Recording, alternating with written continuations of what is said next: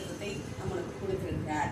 தானியேல் 9:23 நீ மிகவும் பிரியமானவன். அதான் ஆண்டவர் நம்மளை பார்த்து சொல்லுகிற ஒரு அருமையான வார்த்தை.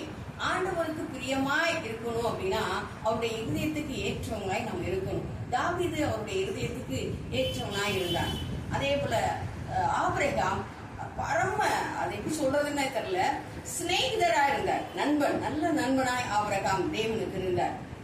அதே போலதான் ஒவ்வொரு தேவ மனிதர்களும் ஒவ்வொரு விதத்துல ஆண்டவருக்கு ரொம்ப பிரியமாக தன்னுடைய பணியில உண்மையாக இருந்தார்கள். அவங்க குடும்பத்தை நடத்துவதும் சரி, ஊழிய பாதையிலும் சரி, தன்னுடைய விஷயங்கள் தனிப்பட்ட வாழ்க்கையிலும் சரி, அவர் பரிசுத்தமாய் கர்த்தருக்கு கீழ்ப்படிந்து அவருடைய வார்த்தை கனப்படுத்தி ஒவ்வொரு மனிதர்களும் நடந்தார்கள். அதே போலதான் ஒரு வேதத்துல ஒரு முக்கியமானவங்க தேவனுக்கு ரொம்ப மிகவும் பிரியமானவர்களாய் வாழ்ந்தாங்க. அவங்கதான் மரியா.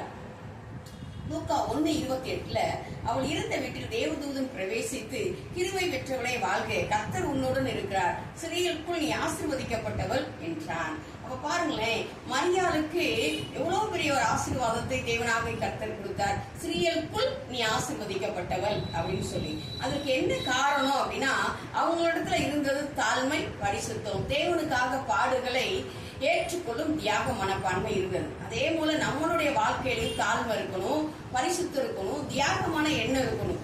ஆண்டவருக்காக, தன்னுடைய குடும்பத்துக்காக, தன்னுடைய பிள்ளைகளுக்காக, தேசத்துக்காக, தேவனுடைய ராஜ்யத்துக்காக நம்மளுடைய இருதயத்துல என்ன இருக்கணும் அப்படின்னா தாழ்மை இருக்கணும், பரிசுத்தம் இருக்கணும். ரொம்ப முக்கியமான ஒரு விஷயம் தியாக மனப்பான்மை இருக்கணும். மரியாளிடத்தில் தியாக மனப்பான்மை இருந்ததுனாலதான் உலக இரட்சகராக இயேசு கிறிஸ்துவை சுமந்து பெற்றெடுக்கிற ஒரு பாக்கியத்தை அவர்கள் பெற்றார்கள்.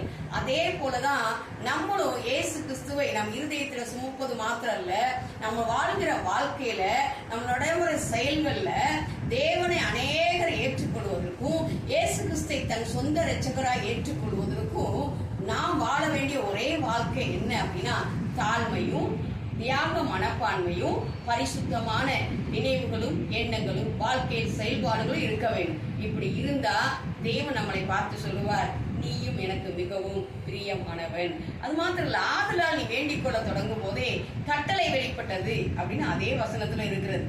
9:23 தானியேல்ல. அதே போல கட்டளை நாம் வேண்டிக் கொள்வதற்கு முன்பாக வெளிப்படுவதற்கு ஆண்டவருக்கு பிரியமா எப்படி தானியேல் வாழ்ந்தார், அநேக பரிசுத்தவான்கள் வாழ்ந்தார்கள், அன்னை மரியாள் அப்படிதான் வாழ்ந்தார்கள். அதே போல நாமும் வேண்டிக் கொள்வதற்கு முன்பாக கட்டளை வெளிப்படுவதற்கு தேவனுக்கு பிரியமாக வாழ்வோம். கர்த்தர் நம்மளை ஆசீர்வதிப்பாராக. இயேசு கிறிஸ்துவின் நாமத்தில் ஆமென்.